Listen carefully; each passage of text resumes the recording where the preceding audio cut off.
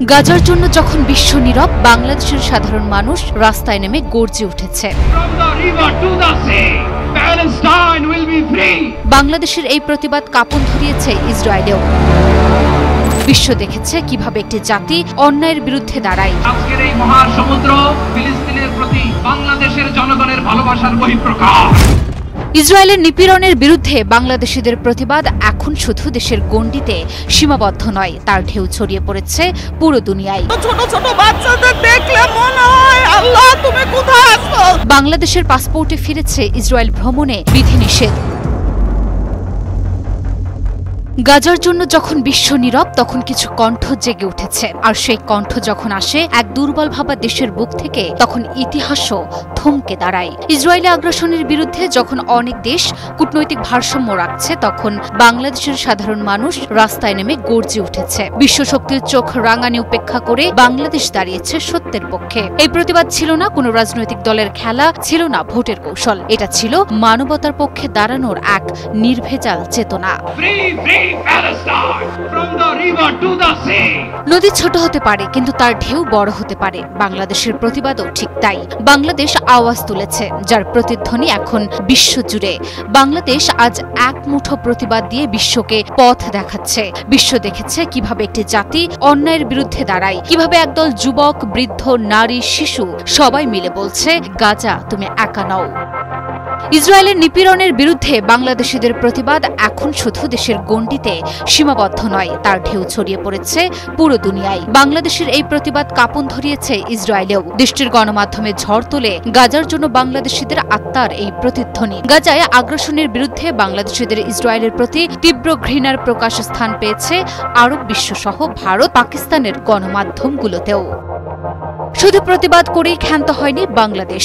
ইসরায়েলকে কখনো দেশ হিসেবে স্বীকৃতি দেয়নি বাংলাদেশ, আর এবারে স্বীকৃতি না দেওয়ার বার্তাটি যেন বাংলাদেশ লিখে দিয়েছে পাসপোর্টের পাতায় পাতায়। বাংলাদেশের পাসপোর্টে ফিরেছে ইসরায়েল ভ্রমণে বিধিনিষেধ। বাংলাদেশ সরকার পাসপোর্টে পুনরায় ইসরায়েল ব্যতীত সকল দেশে ভ্রমণযোগ্য শর্ত ফিরিয়ে এনেছে, যা 2021 সালে অপসারণ করা হয়েছিল। এই সিদ্ধান্তের মাধ্যমে বাংলাদেশ ইসরায়েলে বাংলাদেশিদের প্রবেশ সম্পূর্ণ নিষিদ্ধ করেছে।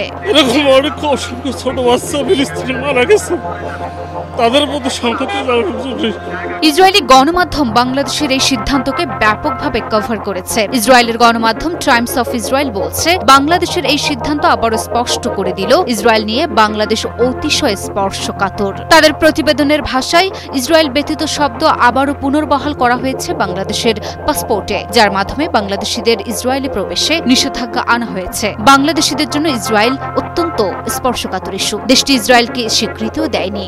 এক মাসও এত শিশু মারা যাচ্ছে না, যেখানে একদিনে এত শিশু মারা যাচ্ছে। বাংলাদেশের এমন সিদ্ধান্তের পরেই বিশ্বের অন্যতম জনপ্রিয় পর্যটন স্থল মালদ্বীপ সরকার আইন করে ইসরায়েলিদের প্রবেশে নিষেধাজ্ঞা এনেছে। মালদ্বীপে গত ফেব্রুয়ারিতে প্রায় 2 লাখ পর্যটক এসেছিল, এর মধ্যে 50 জন ইসরায়েলি নাগরিক ছিল। কিন্তু এখন এক ঐতিহাসিক সিদ্ধান্তের পর ইসরায়েলিদের জন্য মালদ্বীপের দরজা। মালদ্বীপের পার্লামেন্ট এক চমকপ্রদ সিদ্ধান্তে ইসরায়েলি নাগরিকদের প্রবেশ নিষিদ্ধ করার বিল পাশ করেছে, যা প্রেসিডেন্ট তাৎক্ষণিকভাবে অনুমোদন করেছেন। অর্থাৎ ইসরায়েলি নাগরিকদের জন্য মালদ্বীপ সফর এখন এক অধরা স্বপ্ন।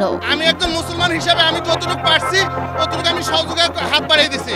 ফিলিস্তিনিদের প্রতি এই সংহতি প্রকাশের ক্ষেত্রে বাংলাদেশ ও মালদ্বীপের এই যুগান্তকারী সিদ্ধান্ত আন্তর্জাতিক অঙ্গনে ব্যাপক প্রশংসা কুড়িয়েছে। বিশেষ করে মুসলিম বিশ্বে এই পদক্ষেপকে ইসরায়েলি আগ্রাসনের বিরুদ্ধে একটি শক্তিশালী বার্তা হিসেবে দেখা হচ্ছে। নির্যাতিত ফিলিস্তিনিদের পাশে দাঁড়াতে যখন বিশ্ব অনেকটাই নির্বিকার, তখন বাংলাদেশ প্রমাণ করেছে সত্যের পথে একা হলেও তা কখনো বন্ধ হয় না।